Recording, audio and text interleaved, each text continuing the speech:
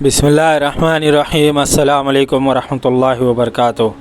آج ہم آپ کو سنانے والے ہیں ڈاکٹر سوامی شوشکتی نے کس طرح اسلام قبول کیا اور اسلامی پابندیوں سے کس طرح متاثر ہوئے۔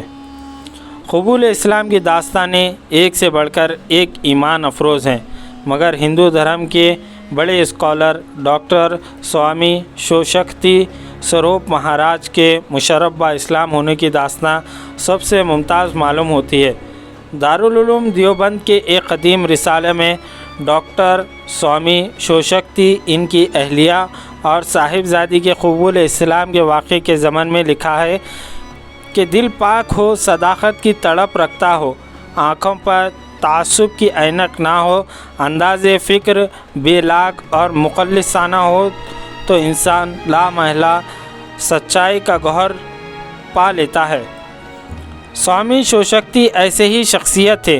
وہ 10 مئی 1956 عیسوی کو بھوپال کے ایک پروقار محفل میں اپنی بیگم اور صاحبزادی سمیت حلقہ بگوش اسلام ہو گئے۔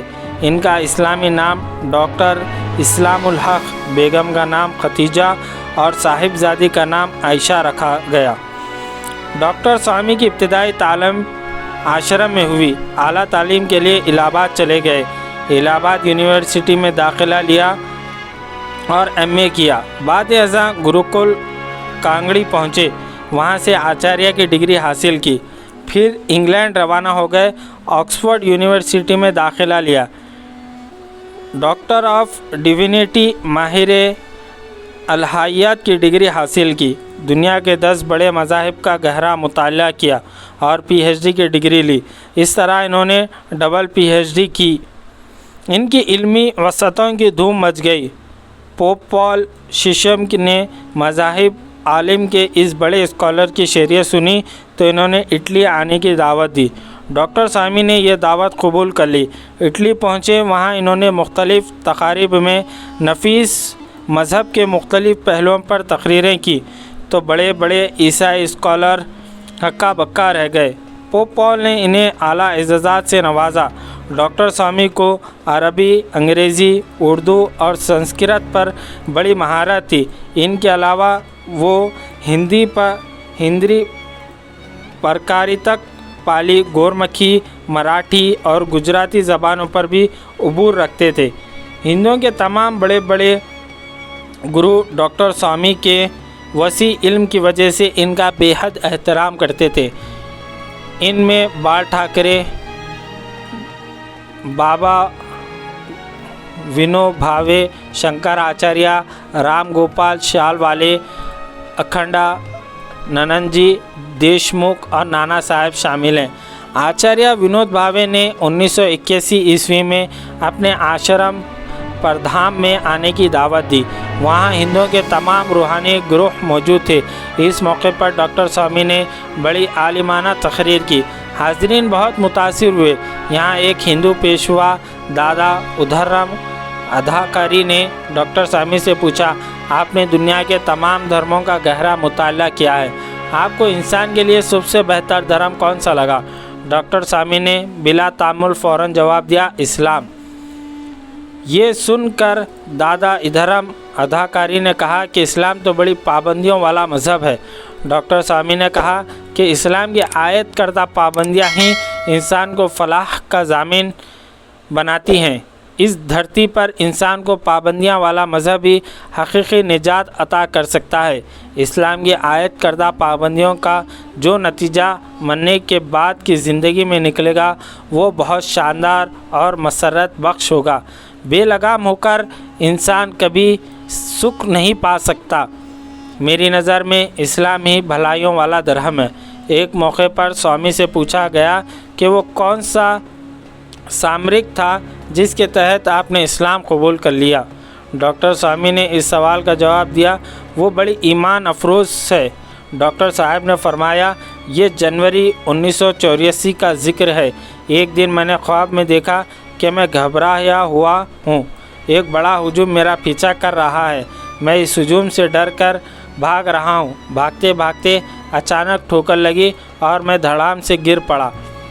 میں بے حد خوف زدہ تھا، آنکھیں میچ کر पड़ा रहा। इस दौरान अचानक तारीकी से एक नूरानी हाथ निकला।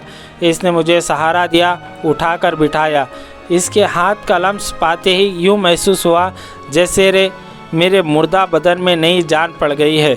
मैंने शक व पास के एहसास से मगलूब होकर निगाह उठाई ताकि देखूं कि मेरा ये मोहसिन कौन है। तो एक बेहद खूबसूरत जगमगाते हुए चेहरे पर नज़र पड़ी। मैंने इन्हें पहचानने की कोशिश कर रहा था। करीब खड़े हुए एक आदमी ने कहा, क्या तुम इन्हें नहीं पहचानते? अरे ये अल्लाह के आखिरी रसूल हज़रत मोहम्मद सल्लल्लाहु अलैहि वसल्लम हैं। ये सुनते ही मुझ पर रिखत तारी हो गई। कहाँ मैं और कहाँ मोहसिन इंसानियत हज़रत मोहम्मद सल्लल्लाहु अलैहि वसल्लम। आप सल्लल्लाहु अलैहि वसल्लम ने बड़े दिल नवाज लहजे में फ़रमाया, कलमा पढ़ो। फिर मेरा हाथ अपने दस्त मुबारक में थाम के आगे बढ़ गए। कुछ दूर आगे जाकर आप सल्लल्लाहु अलैहि वसल्लम ने मुझे अपने सीने मुबारक से लगा लिया। अभी मैं इसी सरशारी के आलम में गुम था कि मेरी आँख खुल गई। ठीक ऐसा ही ख्वाब मेरी बेगम ने भी देखा। फिर तो हम दोनों मियाँ बीवी धन लग गए कि हम बाकायदा कलमा किस तरह पढ़ें। रमज़ान शरीफ के दिन थे। हम चांद रात को भोपाल पहुँचे। वहाँ मैंने एक पुरवकार तकरीब में अपनी बीवी और जवान साल बेटी के साथ बाकायदा कलमा पढ़कर इस्लाम कबूल कर लिया। डॉक्टर स्वामी ने मज़ीद बताया कि इस्लाम कबूल करने के बाद मैंने मस्जिद लाइन नीलम कॉलोनी भोपाल में लिली टाकीज़ के करीब एक रूहानी क्लिनिक कायम किया और अपनी ज़िंदगी का मकसद ये बना लिया कि जो भी इस्लाम के बारे में कोई एतराज़ात करेगा या गलत बात कहेगा, मैं इसकी तरदीद करके इस्लाम का दिफा कर सकूँगा। मुसलमानों को आला दीनी इक़दार के दायरे में संभालता रहूँगा और जो ज़बानें मैं जानता हूँ इन ज़बानों में इस्लामी तालीमात की तबलीग करता रहूँगा।